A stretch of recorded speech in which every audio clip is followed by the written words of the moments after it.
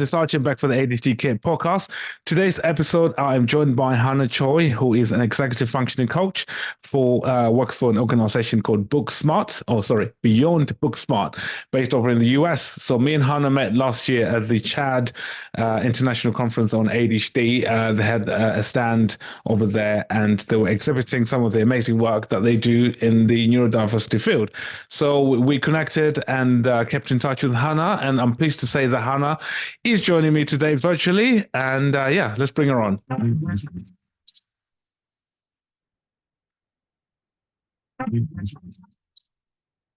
Hi, Hannah. Hello. Hi. I was trying to unmute myself, but it wasn't working because it was telling me to agree to the recording. So All right. Oh, yeah, oh, really? Oh, okay. I I didn't couldn't know do there was. anything till I agreed. Mhm. Do you agree? I do agree. Amazing. Yes. I can always edit it if there's anything you don't want me to, keep in that in the video recording, something that you say, as you know, I always send it out to you first before we put it out into the world. How are you doing? I'm good. How are you? Not bad, thank you. Been a while. Yeah, I know. We were just talking about the conference, the ADHD conference the other day, and we're going to go again this year, which is super Amazing. exciting. So yeah, Good. yep, Yeah. yep. Yeah. Looking forward to seeing you again and your team. Yeah, it'll be a lot of fun. Have you submitted your proposal to give a talk there? I have, yes. Okay. Yeah. I really hope I get it. I propose to talk about creative, using the ADHD brain's love of creative thinking and creative problem solving and kind of thinking outside the box. So, and then I just came up with this kind of interactive design, I guess, for the presentation. So Yeah. I hope I get in. And then the CEO of Beyond Booksmart, the company that I work for, Michael Delman, he also applied to speak. So so we're both hoping for good luck there. Amazing. Fingers crossed. Do you know, Yeah. I couldn't bring myself to giving a talk this year. Um, I didn't have any ideas of what to talk about. I was like, Mm, what is it that I can go and to speak about that I haven't already heard other speakers talk right. about? So Yes. I'll be doing my usual, recording the podcast whilst I'm there. So yeah, I'm excited about that. So that's in California this time. Yeah, and it's so great Yeah. because the conference is 25 minutes from where my mother-in-law lives. So I'm going to be able to spend a lot of good time with her too. Oh, amazing. That's quite Mhm. handy. That's great. Yeah. Perfect. Yeah. Yep. So how are things with you? How are you getting on with work and just life in general? Yeah, good. I have been really, really busy lately. We have Let's see. We have two webinars this week. We do a lot of, or not a lot, but we try to do a lot of community education, free community education for people. And so not only do I host some of those webinars, but I'm a panelist on one for the Q&A section, and that's tonight actually. So I'll be doing some Q&A on that, which is so funny when I think about when I first started doing the podcast and when I first started doing the webinar, the idea of Q&A and kind of doing things off the cuff and not having a script to rely on, or at least bullet points, just totally freaked me out. I just couldn't even imagine how I would do something like that and then how I would feel confident enough to do something like that. And it's been such an exercise in such proof that practice makes things easier. And and so I actually really enjoy Q&A now, which is hilarious. It's a complete 180 from how I felt about it in the beginning. So um Yeah. yeah. So How, I'm doing yeah, go on. Yeah, go on. You're I doing was just Q going and to A say, tonight. Yeah. Yep, doing a Q&A tonight. And then on Thursday, I am hosting a webinar. We're going to do a webinar about finishing the school year strong. So I have another coach joining me for that, which will be a lot of fun. And then we'll do a Q&A on that as well. And then on April 17th, I and my colleague, Carl Appelgren, are going to be presenting about executive function skills for the Los Alamos National Laboratory, which is, if anyone doesn't know, that is in New Mexico, and it is where the Manhattan Project takes place, or where the Manhattan Project happened, and where they invented the atomic bomb.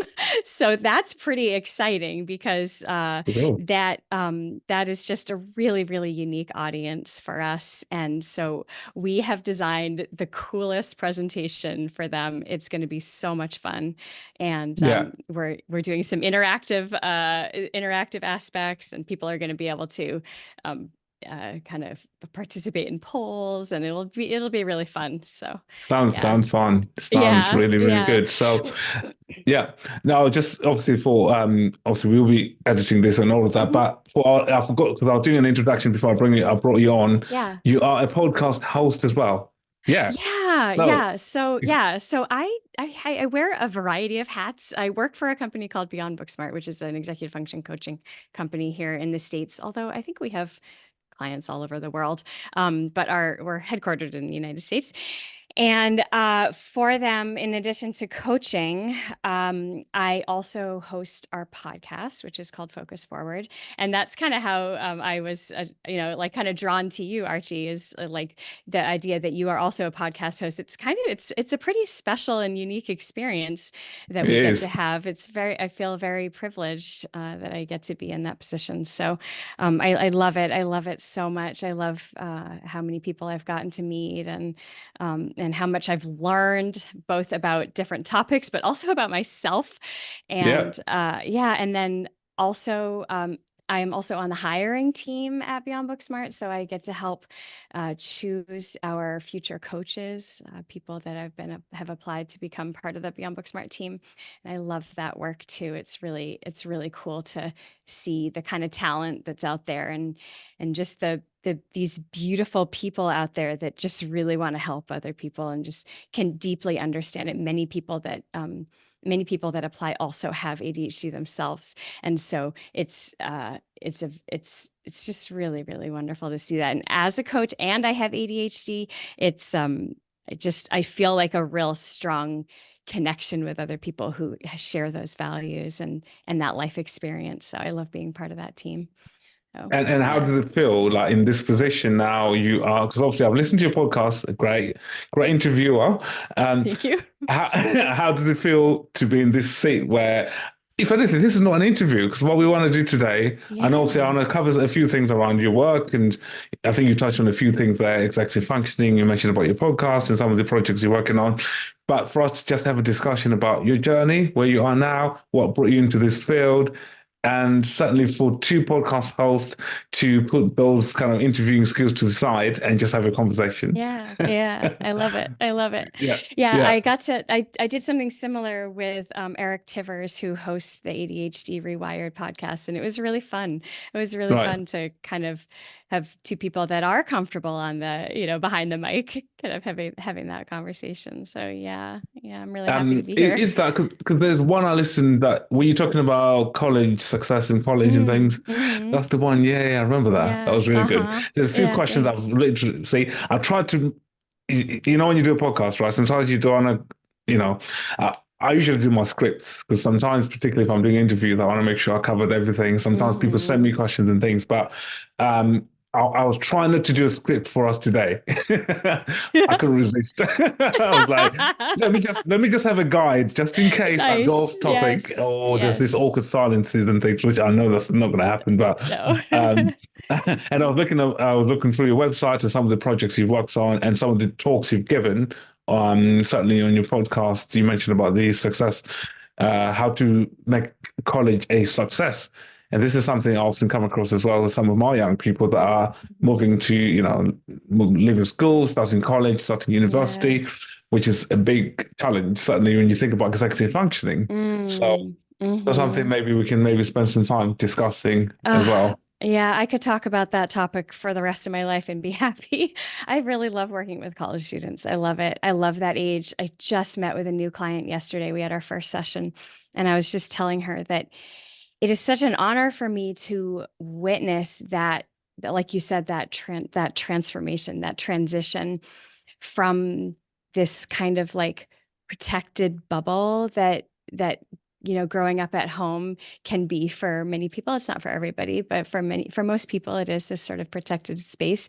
And then you're kind of going out into the world in a way that's both letting you go, but also pulling you back at the same time, and just kind of navigating that push pull and figuring out your place in the world, and who you want in your life, and how you want to present yourself to the world, and who you truly are. And then when you have executive function challenges, because of just a diagnosis or just because that's how your brain works, it just kind of adds like a layer of complexity onto there that is just really, really interesting to me. And I think a lot of it comes from the fact that I had ADHD but did not know it when I was in college. And so I look back on my own college experience and think, wow, first of all, like how the heck did I get through all that? But also just thinking like how much I learned about myself in that time and how hard it was at times, and and how it was like the gateway to me finding myself as a person, and really becoming who I am. And I love witnessing that in my clients. It's literally my favorite thing. When you think about that transition, I think people look at people's ages, like young people, say 16, 17, 18. So they should know how to be able to, as if like you just transform, you wake up one day and you're able to organize yourself and time manage. And certainly when you have executive functioning based on your neurodiverse profile, in this case ADHD, that is a challenge. As much as you could be 16 or 17, but developmentally, they are still a few years behind, aren't they? So to expect Yeah. them to be able to be independent and I see that in my clinic as well. Some parents, as soon as the young person turns 18, they expect the young person to turn up to the appointment by themselves, to get the prescription, put the prescription in, book the next appointment, put that in the diary, do this, do that, do that. That's a lot It is a without any lot. kind of prior kind of preparation leading up to that sort of milestone 18th or 16th birthday. So Yeah. yeah, yeah. I think a lot. I mean, I'm a parent, and so I really try very hard to uh remember that I didn't always know what I know now, and I haven't always had as much practice as I have had in my life, and just try to take on the perspective of the person, that I'm talking with, whether they're a teenager or a young adult. And I just interviewed a woman called Ellen Galinsky, and she wrote this book, which is like one of my favorite books now, called The Breakthrough Years. And she talks a lot about that, like when we work with kids who are, teenagers, adolescents, and young adults, that it's so important to try to view the world through their lens and their perspective. We so quickly forget it. And we so quickly just assume that they've got to be able to have it all figured out. We've got it. Well, actually, do we really have it figured out? I don't know. We pretend we have it figured out, Exactly. right? I mean, you're a Yeah, parent, I mean, we yeah, yeah. don't. We don't have No, it figured out. no, but that's another podcast episode in its own. To be fair, when you Yeah, it think about is. parenting, when you go into parenting, no one prepares you for it. It's like you're faced with it. Certainly, if you have a young person or child with neurodiverse needs, you Hmm. don't get enough preparation. And I was doing a podcast with Ryan works Black last week, a couple of weeks ago actually, and we were talking about this, that there's no manual that comes with being a parent, let alone a child with ADHD. So us saying, go to a parenting course doesn't, some people might take offense to it, but it's certainly to help you in your role as the parent, to help you understand how Hmm. the brain of a young person with ADHD works. Because certainly Yeah. traditionally, the traditional parenting methods with the young people with ADHD, we know that they don't work. So, without someone kind of sitting there giving you that expert advice and tips and things, you are having to discover things along the way on your own. And sometimes you Yeah. hit a dead end because the strategies you're trying to implement are not really kind of working with that young person, and you're getting frustrated as well. So, yeah, Hmm. And, since ADHD is often, passed down from one generation to the next, it may be that the parent also has ADHD or some kind of, neurodivergence that also makes things stressful and challenging for them too. So then you combine the two, and it's really difficult. But to speak from a compassionate, empathetic viewpoint of the parent, like we have so much that we're dealing with. We have our jobs, we have all the things that we need to do to take care of ourselves and our children. And if we have a partner, to take care of our partners. And if we don't have a partner, then we're taking all care of all of that on our own. And so, and we're not child development experts, like we said, like you said, we don't necessarily know. And so to understand both the parent's perspective and the child's perspective, it's no wonder it's hard. yeah. Yeah, Yeah. yeah. Do you know Yeah. what I really liked about the CHAD conference last year? There was I don't know if you went to it, but it's like a support group for parents if they had a young person or children that have ADHD or autism or neurodiverse needs. So they had a support group which was run, I can't remember the lady who was running it, where essentially you can just go as a professional and you have a child. Because sometimes we're seen as, or we got all the answers because we work in this field. But what I discovered in that workshop that everyone was in the same boat, everyone's sharing the same struggles. As much as we understand about parenting skills, executive functioning, this, and that, but when you have to then live that life on a day-to-day, parent your own child, it's a whole different ballgame. And how Hmm. society views us, they will see it as, oh yeah, because you work in this field, you should be able to manage your child, or you got all the answers. But it's different when you go Yeah, home and you're faced with your yeah. own child. It's different to what you see in clinic, in your work. Yeah, So it's really yeah, different. Yeah. I feel that a lot when, or I used to feel that a lot before I got diagnosed with ADHD. I couldn't really understand how I could be so challenged by things, um, while being at the same time being a coach. Yeah, I really struggled with that. I felt like I was an imposter. Like, how can I coach people when I can't even do this stuff myself? And I felt, just, I don't know, I just sort of questioned myself a lot. And then so finding out that I had ADHD really, really helped me explain like why all that was hard.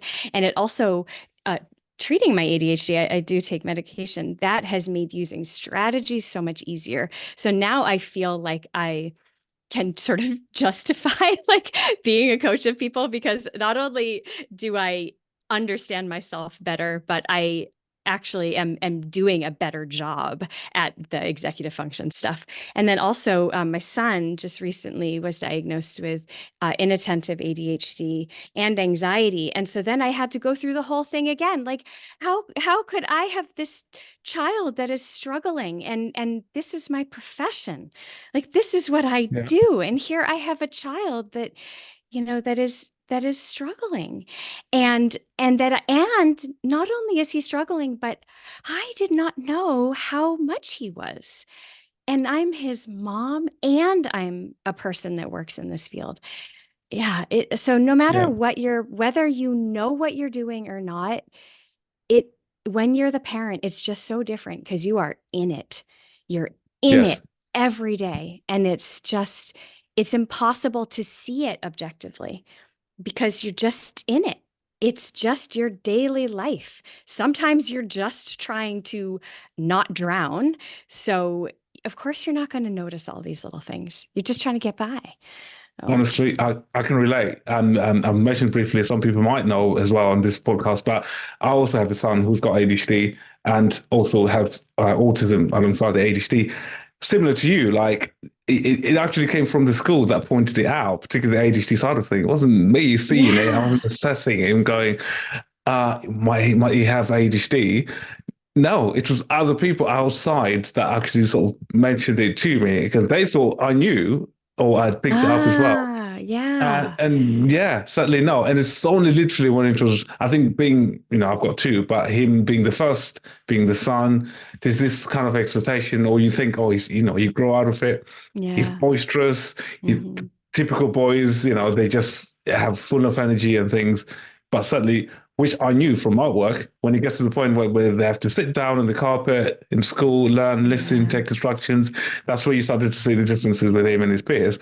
And that's usually, that was the time. Well, there were, I think me looking back to it now, the signs were there from way before you were six or before you started school. But I think for Yeah. me, I put it down to he'll grow out of it. He's just a typical boy. And then certainly, I know some cases, some people would sort of put this to the side until the young person is in their teens and things. But thankfully for me, I was open-minded to listen to what the school was saying and take on board what they said. And then obviously you got the referral and then subsequently got the diagnosis. The ADHD came first and then the autism after. But yeah, I know what you mean. When you're in work, you're in work. When you're at home, you are at home. And certainly you can be preaching to parents and running workshops, which is what I do in my work around parenting and, this and the other. But chances are, as a professional, do you then actually apply that in your own Yeah. real? Right. It's Yeah, hard. it is hard. It is hard. It's It's like a really full-time job in hard. its own as well. Yeah, it Um, is. Yeah. Yeah. but yeah, so going back to that workshop that I went to in Chad, which was really great because I felt for me, I was around people that were in similar situations to me. Yeah. I'm Hmm. I'm seen as a professional. When I used to take my son to CAMS and Mindworks and things, which is a kind of the ADHD kind of national health service that we have in the UK. That will, they were kind of doing the assessment and then started giving me support and treatment and things. They would usually look at me and ask me like, what do you think we should do? I'm like, don't ask me. I'm the parent here. Yes, I have my parent hat on right now. Yeah, yeah. So Yeah. that's how even the school again say, they're asking me, can you send us management tips and strategies to manage, ADHD in the classroom? Yeah. I'm like, yeah, I'm trying to remove myself from that professional role. It is a challenge, and I'm sure as a professional, I've spoken to some of my friends as well, similar situations to me, who can relate to this. Yeah. And Yep. it's comforting to hear that obviously yourself as well going through the Yeah. same. Yeah. Um, When you found out that he had those diagnoses, what were your emotions about that? Like, did you experience any kind of anything that surprised you? I think for me, with when he was diagnosed, I think it wasn't a surprise. I think when the school mentioned it first, I started to look into it. I think I went into this autopilot mode where I was doing everything under the sun to try and do my best to see if it was that. I started to look into it a bit more. So that's where the professional side of me kicked in. I remember like getting him to do all these tests that we do in our clinic, which I think, he's been over tested, my son. Everything that I use in my clinic, I'm like, okay, he's Right. the guinea pig for it. So yeah, he's had so my feelings, I think at the time were, I'm slightly disappointed because I thought it took the school to have to bring it up instead of me. Yeah. There was a bit more of like, okay, I think for me, it was like I had to just take time out to just process it all and put myself in the role as the parent Hmm. rather than the profession. And then trying to see Yeah. it from, if I was to receive the news as a parent, what does this mean to me and how my parenting role is going to adapt and change based on Hmm. this diagnosis he's just got. But I took it as a positive in terms of the timing when he was diagnosed, because he was diagnosed just when he turned six. So I wouldn't say he was late. So in a way, it was good that it was Yeah. one, he was seen quick, well, not quickly, but I think it took about just under a year for him on the waiting list to be seen and got the diagnosis. So there was a bit of relief that we didn't have to wait for long. Yeah. Yeah. But it was a new start of a journey, like with most parents would relate, where okay, you got the diagnosis now, okay, fine, what next? Yeah. And you have to think about the environment he's in the school. You have to think about home as well, how things are going to change. You have to think about siblings because he's got a young sister and all of that. And I suppose for me, naturally parents do compare. I kind of went into that comparing zone when it was mentioned about the school. When you start to see the younger one being able to do all the Mm, things that he can't do naturally. And I think that's where it became more apparent for me. yeah. Um, but and for yourself, like in terms of emotions and things, how was it for you? Was it a surprise? Was it more of a relief, or how did you feel? Yeah, so it's so funny because my whole so he's 12, and pretty much since he was little, I have always just thought, wow, this kid is a copy of me. He just everything about him reminds me so much of me. Just his behavior and how he reacts to the world is just really, really, really similar to me. And my daughter is very different. She's 3 years older, so she reacts to the world uh, not all the way differently, but much differently than he and I. And so I think I just always just thought like, oh, that's just how we interact with the world. And then when I started really seeing myself in a lot of my clients, and then I pursued the ADHD diagnosis, I then thought, oh, what I'm seeing in him is ADHD and anxiety. That's what I'm seeing because now I know that that's what my experience was. And so I wonder how long I would have gone before I was able to label what I was seeing in him because it was so similar to my own experience. And so I just thought, oh, this is just how people like us navigate the world. And but then when I was able to see it through that lens and with that label, like, oh, all right, now this makes so much sense. So I Yeah, felt a huge sigh of relief. And how wonderful for him that he gets to find that out at 12 instead of at 46, which is how old I was. I was just 46. And so now he has 30 34 years of knowledge and of a reason, an explanation, and of resources. So like yeah, I didn't know where to go to get help because I didn't know what my problem was, like I didn't know what it was. I just knew that things were hard. And so now he knows this is why this is hard. This is why I am anxious about this. This is why this stuff comes easy to me. And so now he can find the resources that really align with those aspects of yeah. himself. And I'm just I so agree. grateful for that. I think the early diagnosis definitely helps in childhood, Yeah, certainly. If that's something that anyone listening to this and wondering or feeling that they can relate, sometimes just getting it checked out doesn't mean that you putting your son, child, or daughter for an assessment is going to guarantee get a diagnosis. But that's right. sometimes just getting it screened or someone looking at it, and even if they come back and say it's not it, at least it's been checked out because you don't want to have to leave it too late because we know how undiagnosed ADHD symptoms can impact on a young person, in their life through academic, social, emotional, self-esteem, and all of that. So, and I suppose for me, like, I've worked in this field for so long and I've worked specialized in ADHD over like 16 years now. To then obviously being gifted with a young person, I can call him my son, who has the diagnosis as well. It feels like it's like a book that was written that you work in this field, and then you subsequently have a child who has, these special Yeah. gifts and talent. Yeah. In the case of ADHD, which is great.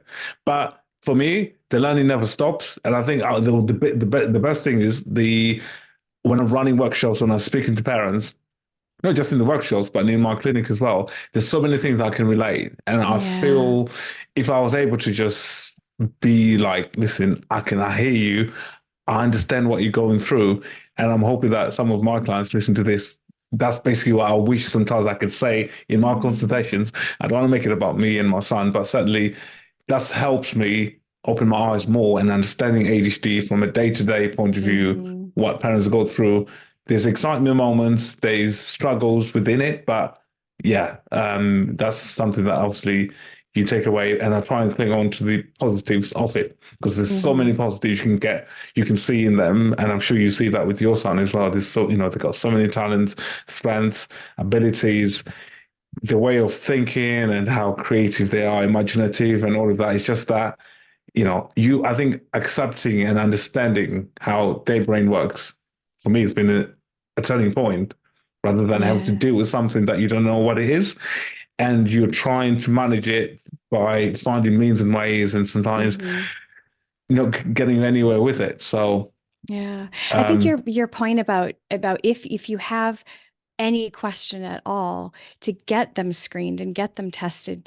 And even if it doesn't come back that they have any, a diagnosis of ADHD or anything else, you at least learn about their brain and how their brain works.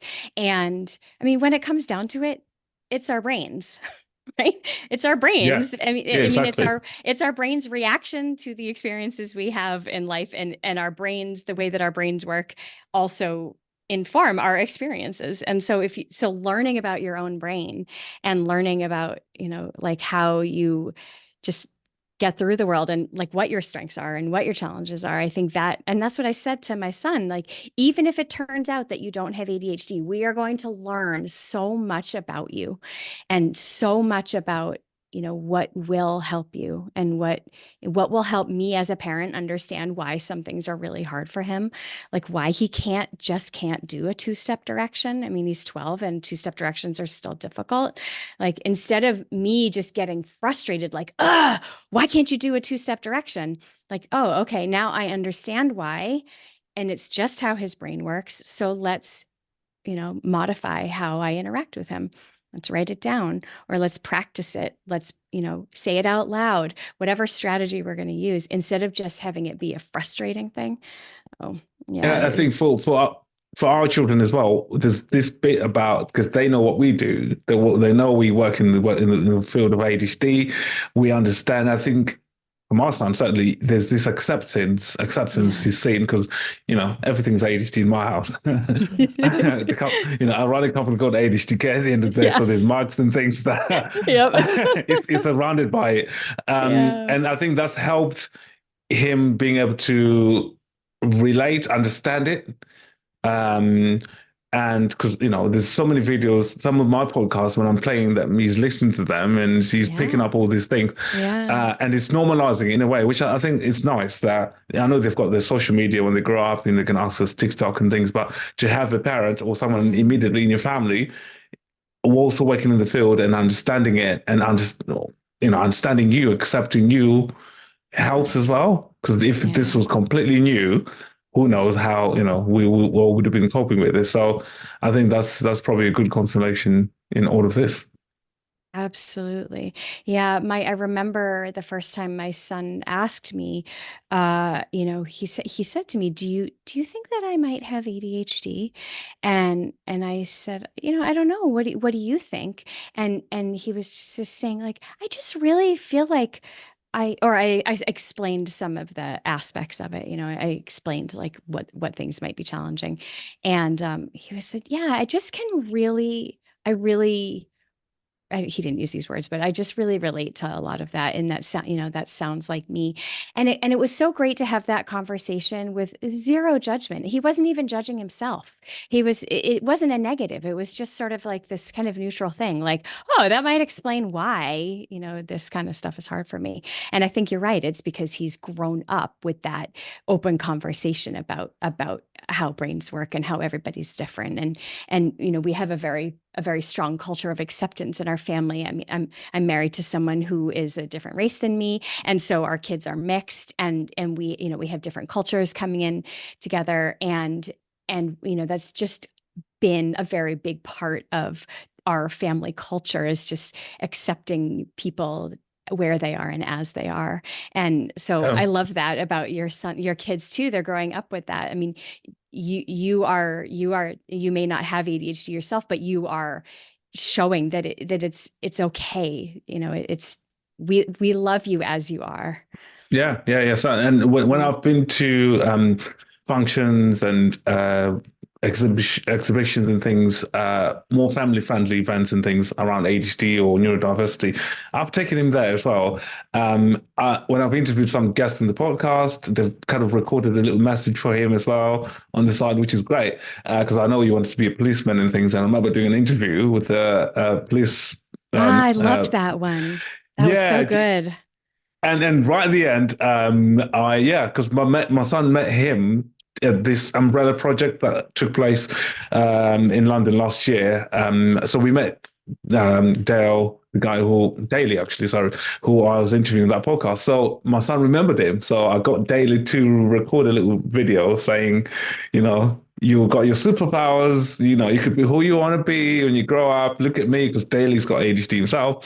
And I think that's something that he clung on to even up to now. You always ask about, can I see him again? And all of that. So I think when they see other, people with ADHD, particularly adults who've gone into become, lawyers, police, or whatever, that gives them, and it gives them that idea that, oh, I can still achieve what I want to achieve. My ADHD is not going to hold me back. It's just that, yes, I can use it to my advantage as well, and it wouldn't really get in the way in terms of what I want to do in life. So that's something to take away from this as well.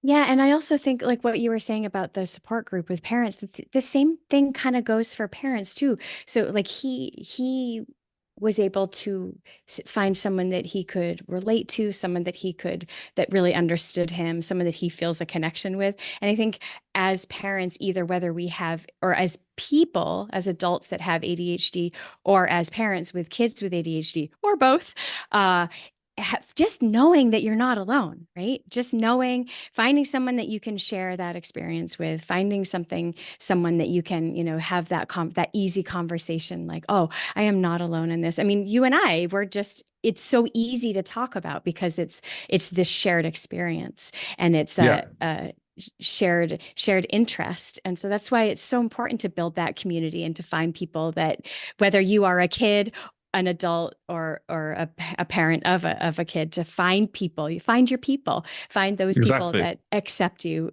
as you are, and love you as you are, and also Yeah. that you can really relate to. 100%.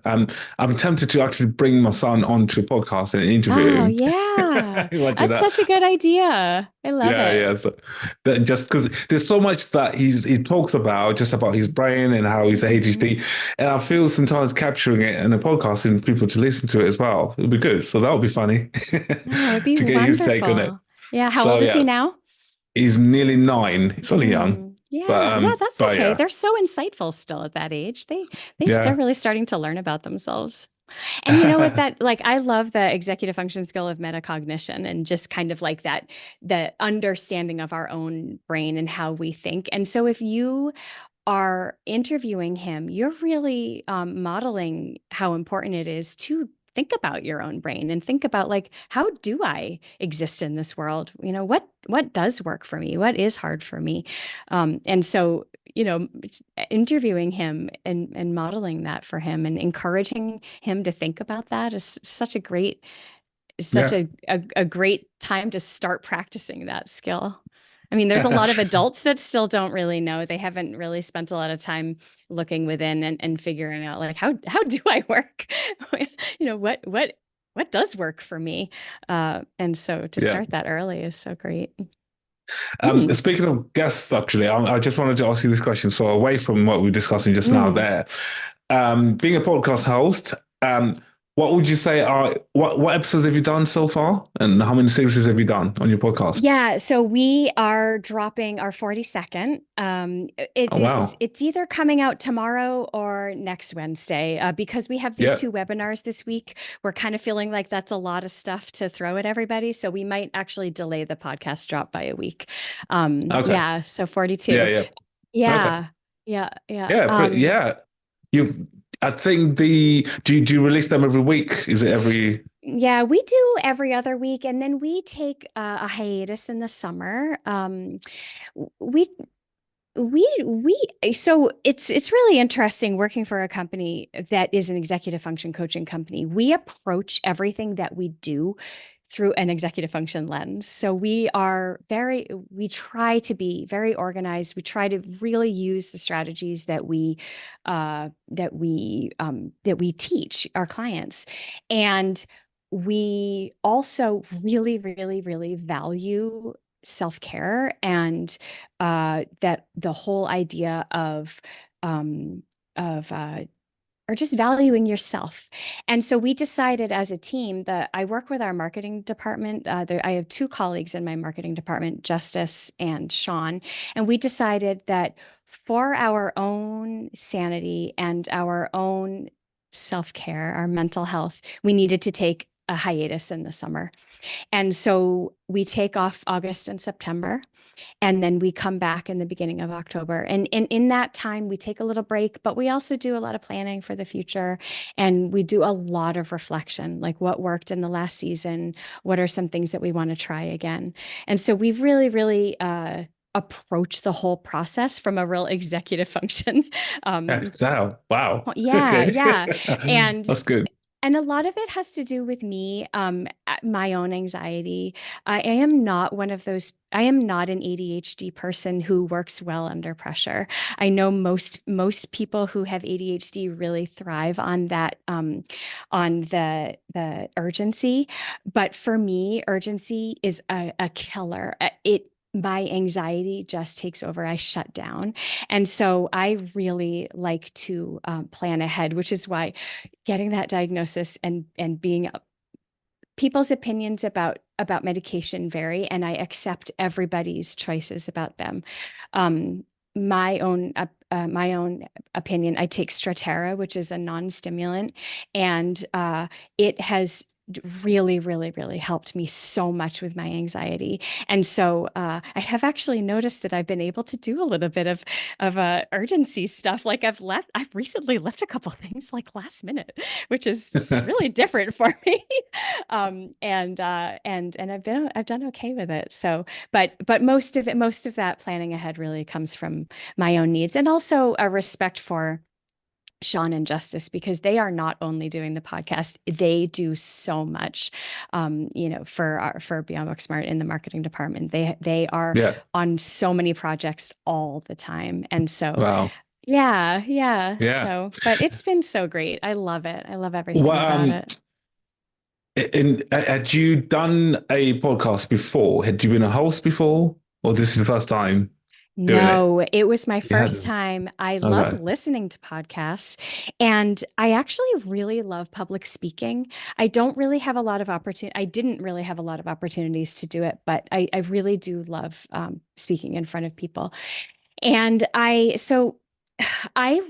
do a lot of internal writing for Beyond Booksmart. I write for our coaches. I used to write our newsletter, our monthly newsletter, and I write a weekly tip. And so I do a lot of research on different resources out there and how we can use them in our coaching practice. And so we call it the tip of the week, and I send it weekly. I've done 170 of them. And so I was talking with a colleague of mine one day, and we were saying, I want to do something like this, but on a bigger scale. So how can we do this? And then I was like, what do you think about a podcast? And Mimi Fernandez, she is not working at Beyond Booksmart anymore. I just went for it, and I just kind of dove in. I did a little bit of research on how to do it, and it's been a huge learning experience. And I I bet. totally fell in love with it. I just fell in love with Yeah. it. Yeah. I just, yeah. Yeah. It's inspiring when I hear people's stories in terms of running podcasts, because not everyone has. A lot of people I've spoken to who work in this field have never done a podcast, and I listen to them. I listen to your podcast as well, and I was like, that's why I asked, did you done another podcast before? Because there's a lot, and there's not like you went for some training, because I didn't do any training. Nope. I had I always wanted to do one, but I was trying to one, to wait for the right moment to do it, because I know with the podcast you need consistency, you need dedication, Yeah. you need to focus what you want to focus on, and all of this and that. And I'll listen to other podcasts, and over the years, what helped me was, I think I did another podcast before I did ADHD podcast. So we did something called Disorder of the Day. So that was Mm, me and my friend called Fran. I think we did about 15 or 20 episodes of that, but that was just one season. mm. We didn't actually put it out, funny enough. No, We still got the recording. no So way. that was, yeah, I remember doing a brainstorm. First one, we all said, let's do a podcast, let's do a podcast. And you know, when you talk to someone and you could see, oh, I can actually do a podcast with this person. That's how we started to talk. Because obviously I knew Fran, she was a friend for a while, and her stories and things. And I thought, okay, there's a nice flow between us. And then we were okay. Let's just do a brainstorm podcast, and we did it, which is great. It was like, okay, let's start doing the proper thing. So we were basically, it wasn't just ADHD. We were picking up a condition, like a disorder. I hate that word disorder, but Yeah. that's what we called it, disorder of the day. But basically, we were focusing on all kind of conditions. We could talk about autism, we could talk about Cool. ADHD, we could talk about depression, anxiety, and we have guests coming on based on that. I'm hoping someone's not going to steal my idea now. Now I'm putting it out. You've got them. You've got those recordings. Yeah, exactly. Yeah, exactly. Copyright I them. put them out, copyright them exactly. So yeah, so that was my first take of doing a podcast, which is good actually. But I listened to That's myself, great. and there was a lot of like and you know. Oh yeah. Yeah. So I think I've learned. I think I'm glad I did that, and that perfected my interviewing style and how I communicate and how I control my sound, and to be able to do this. And I've listened back to the early episodes of the ADTK podcast, and I critique myself. Yeah, you're brave. I have not listened. Have you not? I No. listened. Yeah. So when I listen to it when I'm editing it, because I do all the editing myself, so I know exactly. So I usually put a timestamp. So usually when you say, "Oh yeah, can you chop that out?"